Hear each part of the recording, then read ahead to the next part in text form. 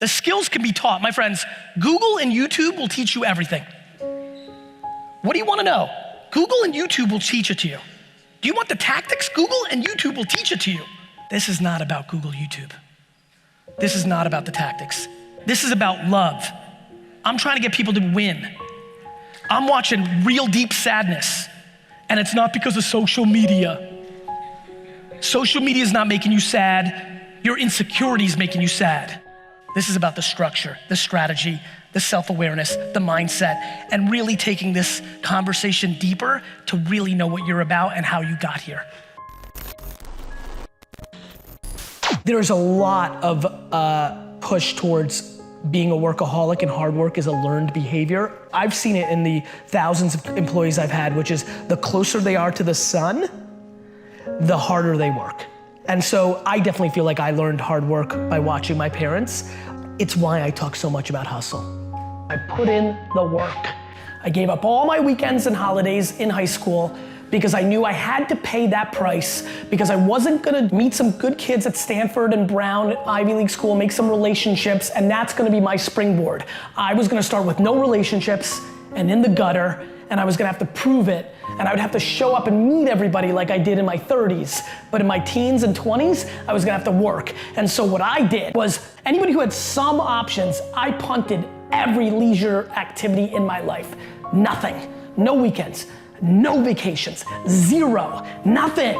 It's my truth. I didn't take a single vacation day.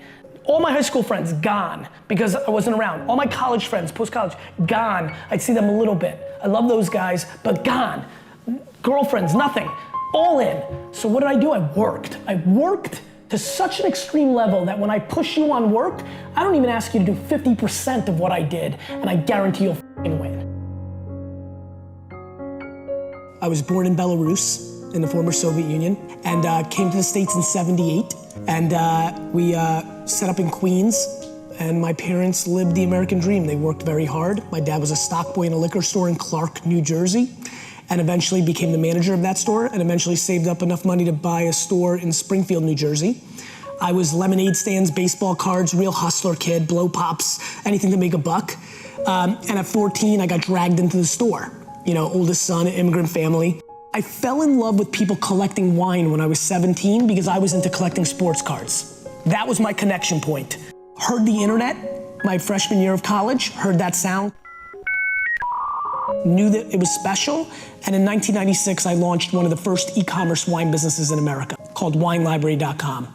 Took over my dad's business, kind of running it day to day in 1998 alongside with him, and from 98 to 2003, helped grow that business from a $3 to a $60 million business. That became the foundation. Built that on e-commerce, email marketing, banner advertising, Google AdWords, things that the marketing world didn't believe yet. And then YouTube came out, and I started a wine show 4 months after YouTube started. Were you always successful? In everything but school. Didn't do well in school? Poor. Terrible, actually. My parents grew up, and I give them so much credit, in a world where education's the way out for immigrants. My mom recognized that I was a merchant, an entrepreneur, a promoter. So did school fail you, or you failed school? School failed me. School's failing entrepreneurs every single day because it's not built for entrepreneurship. It's built for workers. You know, if you're being taught to play within the lines, and there's nothing being taught that maps to the entrepreneurial market. The problem is, most people are impatient. There's too many people that are trying to get successful too fast because they want to prove it to their parents. And in that impatience is a very important point. My friends, the number one thing I fear is that people live their lives based on other people's opinions. The number one thing that I have seen as I've gotten older that has been very obvious to me is that most of the people do many of the things they do because of 1 to 5 people's opinions in their lives, whether their parents, their spouse, their older sibling, their neighbor. Living your life predicated on the judgment of somebody else is the great weakness of the human being. There are people right now that are living their life still in their 40s and 50s based on the opinion of their parents. They think they're doing the right thing because they can actually love their parents. I get it. I love my parents so uncomfortably much, it scares me. They live for their parents. They think it's good because everything's good because you're doing what your parents want. You feel like it's good. And then life keeps going. And then what starts happening is they start to resent their parents.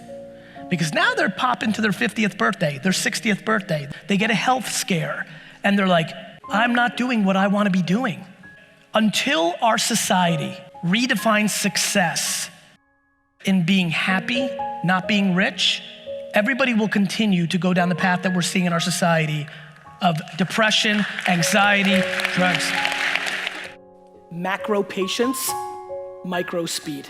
You're building something meaningful, a relationship, a business, it takes 10, 20, 30 years.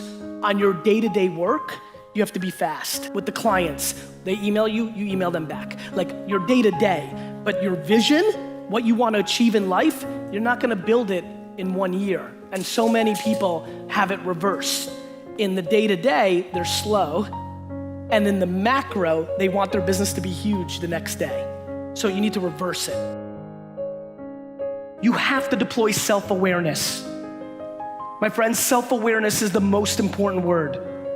If you don't know who you are, you have no shot. But do not be embarrassed of who you are. When I knew that I was an entrepreneur in the 80s, I got D's and F's in school, and that was not acceptable in the 80s and 90s in America. If you were a bad student in America in the 80s and 90s, you were a loser. My friends' parents looked at me as I was a loser, but I knew who I was. I was self-aware. Playing video games seemed like a waste of time 20 years ago. Now there are people who make $50 million a year playing video games. If there is something you know and you like and you're passionate about, but it's not cool right now or important, do not deviate away from your thing. Triple down on your thing. One of the most important things about being self-aware is knowing, do you have the stomach to be an entrepreneur? Putting entrepreneur in your Instagram account, easy. Living the life of an entrepreneur where nobody else is on the line except you, hard, lonely, scary, difficult.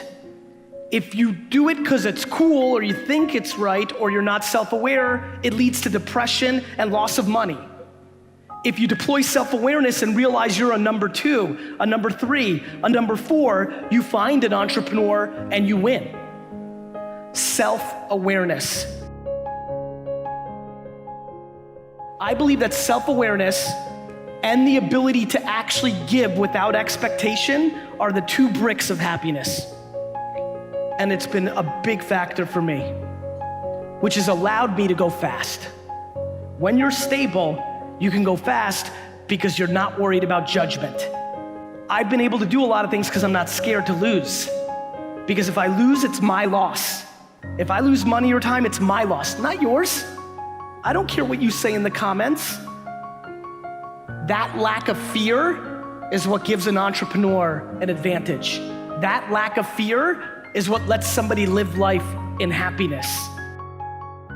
If you took a step back and actually said, what do I like? Like, what do you like? Like, what are you about? What are your interests? How do you take a step back and focus on what you like and then build a practical business around that? That business might be $84,000 a year. If you like Smurfs and you start a Smurf podcast and sell Smurf hoodies, I do not believe that business is gonna do 8.3 million a year. My question is, which one's better? Is it better to be happy, hit on a number, and live within those means? Or is it better to listen to macro trends that you don't want, chase the money, and make yourself vulnerable and unhappy? People always say, I don't know what my passion is. I don't know what I would do. Yes, you do. You just don't think it would work. You think it's too small. You think it's too silly.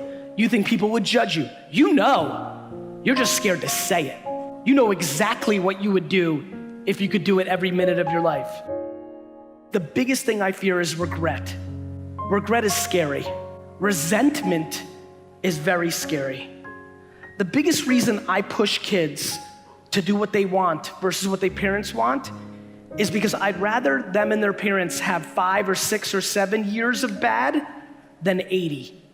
when you're 60 and they're 80 and you lived your life based on what they wanted and now you resent them, it gets real ugly real fast. I would rather you have the pain for the next 5 or 6 years of fighting and then have one of two things happen, which I think both are amazing. Number one, you were right. You were right, and you are an amazing fashion designer, not an engineer, and you built a real company, and your parents are gonna be very, very proud.